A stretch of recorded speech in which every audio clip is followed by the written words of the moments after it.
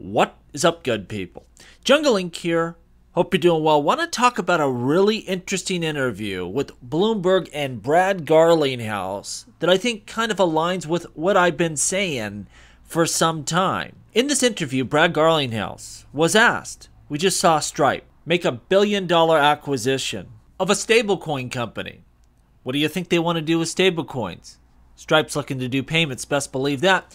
And the interviewer asked, does it make sense possibly to sell Ripple to somebody or do some sort of partnership, merger, something along those lines with someone, bigger than you? And the answer people expected to hear, I think, was, listen, lady, Ripple, we buy you.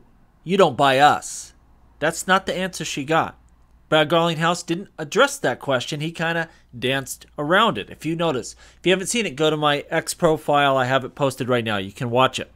Now, that in a vacuum isn't so telling, but I told you when they start buying back their shares, $1 billion worth, people are like, you know what? In kindergarten finance, I learned you do buybacks to get ready for an IPO. And I'm like, listen, they're not going to burn through $1 billion cash to then go to the market to raise cash. Like, think about what you're saying. And Sam I Am brought up a good point in his live stream where he's like, where do you think they got that $1 billion? By selling XRP. Does that mean they think that stock is more valuable than the future of XRP? Like, any way you look at it, it raises some questions. Now, stick with me here. I promise you, this isn't one of those negative videos. This isn't doom and gloom jungle. I'm just telling you what I'm seeing here. Remember, I told you this move had nothing to do with an IPO, and a lot of people argued with me. And then what did Brad Garlinghouse drop only a month after I said that in an interview? Ripple is not planning to IPO anytime in the near future. They didn't spend that $1 billion to get ready for an IPO. They ain't IPOing at this point in time. What are they doing? What's the point of these moves you see happening? Look, it's no secret. Crypto regulations, they're just around the corner.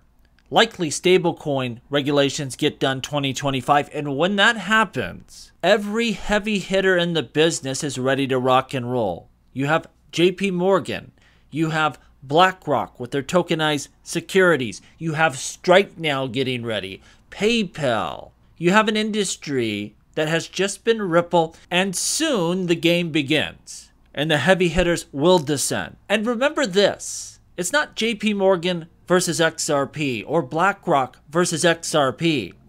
It's JP Morgan's proprietary software and their network versus RippleNet. They can leverage XRP just the same as Ripple. And you might say, well, Ripple's got all the expertise. Oh, not really. Outside of Ripple is where most the XRP expertise sits today.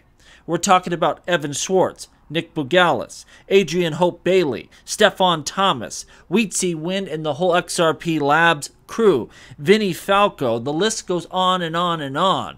Outside of David Schwartz, pretty much anyone that knows about XRP ain't within the Ripple building.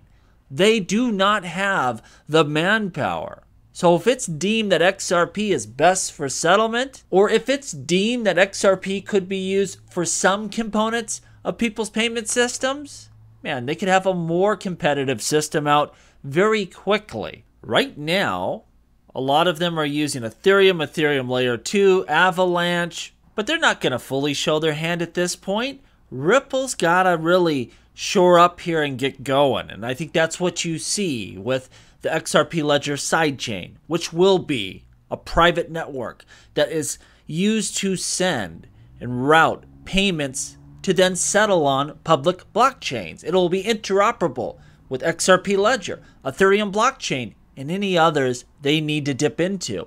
And that's what we see a lot of the other players doing as well. What I believe is happening is Ripple is preparing this company to be either acquired or it'll be deemed a merger, but the bigger player is essentially acquiring Ripple. And this could be great for the XRP holder too, by the way, because remember what's going on right now. Ripple has so many executives and people on their board and all these marketing people. And if someone acquires them and they already have a lot of these functions, you could just get rid of the waste in a lot of ways and retain what you need. And I think that's the way we're going. What I think is going to happen here, though, is I don't think it's going to be a U.S. company. I think they're going to take Ripple's technology and the stablecoin business they're launching in their custody, and you're going to roll out their own system that's going to compete with JP Morgan's and BlackRock's and both payments and RWAs and tokenized treasuries and all of this kind of stuff. And it'll both be competitive and interoperable. And the only, entity that makes sense to me is an entity that already has an ownership stake in this company that would be willing to take this over, that has an understanding of what's going on, and that's SBI. And I believe we're waiting for this court case to end, and that's going to take some time. We're waiting for them to launch a few businesses like stablecoins and grow their custody. And I think what's going to shock a lot of people is their valuation when that happens. I think that's why they are cashing out a lot of these long-standing shareholders, the big investors, that were expecting a certain return.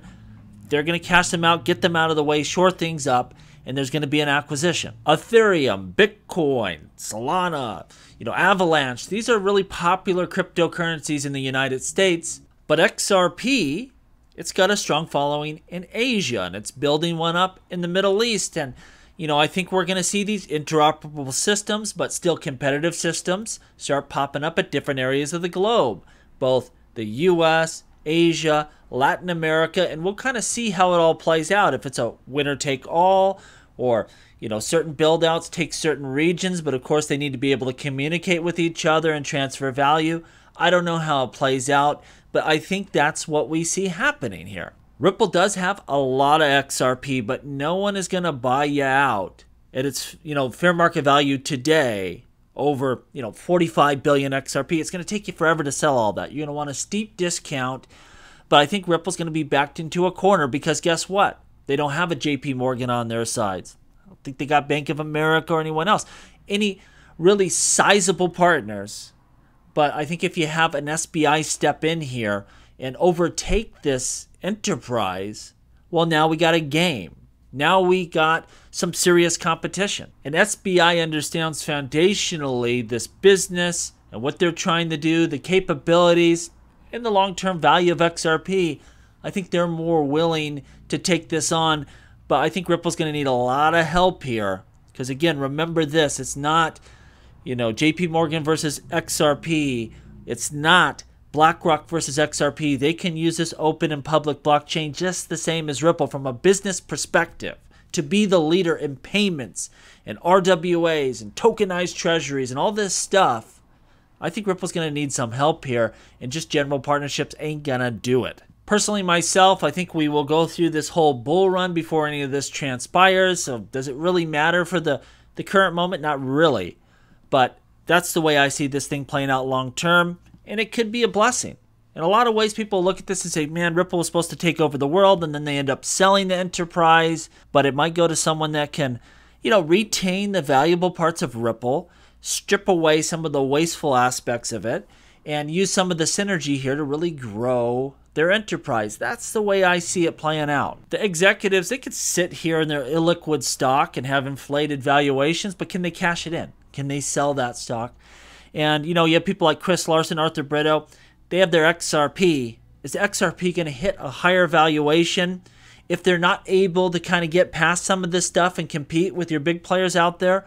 Or will it be better off if they really partner and really combine with SBI or someone like that and really go after our region and try to get some significant traction? Because right now it just ain't happening. It'll be interesting. That's just my thoughts on the issue. Let me know what you think down below. As always, please like, please subscribe. The revolution will be televised right here on Jungle Link.